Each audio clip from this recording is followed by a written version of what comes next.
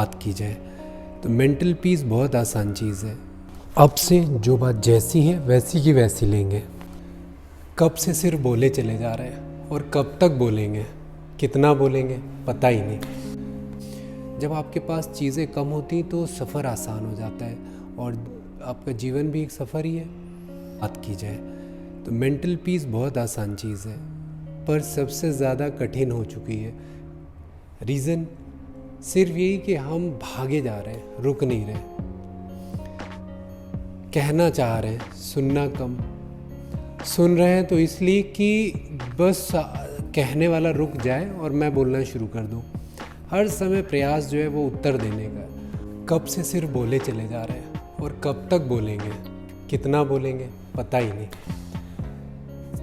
Mental peace तब आएगी जब शांत रहना शुरू करेंगे, खुद को जानना शुरू करेंगे। और वो कब होगा? अभी से। बहुत सारी चीज़ें आप पिछली सोच लीजिए जहाँ पे आपने बोला है और सिर्फ अशांति ही मिली है।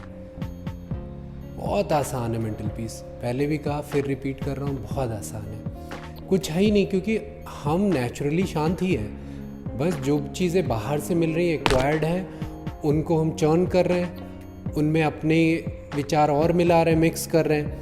फिर जैसा हमारा नेचर है उसके अकॉर्डिंग निर्णय ले रहे हैं। किसी ने मुझे कहा कि मुझे अभी यार थोड़ा समय दे दो, बात नहीं करनी। अब मैं सोच रहा हूँ कि पता नहीं कितना ईगोइस्ट व्यक्ति हो गया है और ये बात नहीं करना चाह रहा।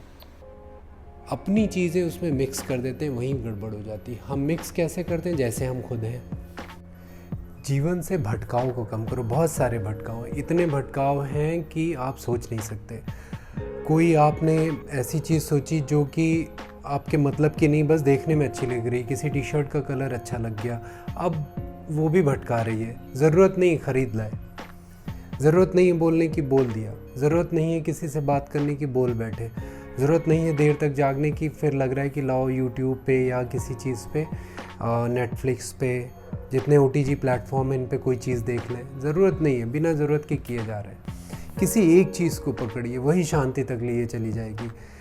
कोई भी लक्ष्य के साथ जीता हुआ व्यक्ति आपको अशांत नहीं दिखेगा। वो सिर्फ प्रयास कर रहा होगा, अशांत नहीं होगा। क्यों? क्योंकि वो लक्ष्य के साथ जी रहा है।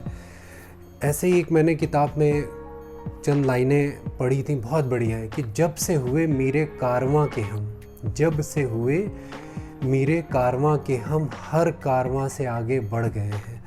कि जब आप अपने कोई एम से प्रेम कर लेते हैं, किसी चीज़ से प्यार कर लेते हैं जो ऐसी है जो आपके लिए लक्ष्य बन जाती है, आप सभी से आगे निकल जाते हैं। आपको पीछे, आगे पीछे, साइड में जो भी परेशानियाँ हैं उनसे मतलब ही नहीं होता, इन सब से आगे बढ़ जाते हैं। लक्ष्य तो हो। लक्ष्य विहीन व्यक्ति बहुत परेशान रहता है, उसको पता ही नहीं होता क्या करना है। उसको जो ज्ञान देता है उसका ज्ञान स्वीकार कर लेता है। आप ऐसे नहीं हैं। ऐसे समझिए कि हमारे पास टॉर्च है और उस सर्च लाइट से, जो टॉर्च है, उससे हम अगर रास्ते में पड़ी गंदगी देखें तो उस टॉर्च का क्या कसूर? टॉर्च तो अपना काम कर रही है, वो तो अपना बेस्ट दे रही है। तो जो हमें मिला है उससे हम देख क्या रहे हैं? किसी ने कुछ कहा, अब हम उसको कैसे ले रहे हैं ये हमारे ऊपर है। सामने वाले की बातें तो उसी के अकॉर्डिंग होंगी जैसा उसने पढ़ा लिखा और जैसा उसका स्वभाव है, लेकिन आप उसमें से देखते क्या हैं अपने जीवन के लिए, ये आप पे निर्भर करता है। और मुझे लगता है कि ये एक अगर कला सबको आ जाए कि आप कुछ भी कहो, मैं वही देखूंगा जिससे मेरे मेंटल पीस बनती है, जिससे मेरा जीवन बनता है, जिससे मैं शांत होता हूँ।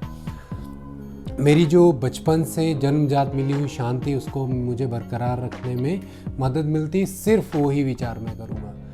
आपको कोई अशांत नहीं कर सकता, कोई कितना भी कुछ कहे। It is just like a torch. जैसा कि भी बताया कि उस टॉर्च से देख क्या रहे, तो ऐसे ही आपको मस्तिष्क मिला हुआ है, ऐसे ही आपको बुद्धि मिली हुई है। उसका उपयोग किसी के जीवन की गंदगी देखने के लिए कर रहे हैं या उसके जीवन की ब्यूटी देखने के लिए उसको कर रहे हैं, ये हम पे निर्भर करता है। जो देखेंगे वही दिखेगा। जिधर रोशनी डालेंगे उधर की चीज़ें मुझे दिखेंगी। कूड़े पे डालेंगे, कूड़े का ढेर दिखेगा। बगीचे में डालेंगे तो उस बगीचे के फूल और उनकी महक को अनुभव कर पाएंगे। अपना ख्याल रखिए। आप सभी मेरी प्रार्थना में हैं। जय हिंद।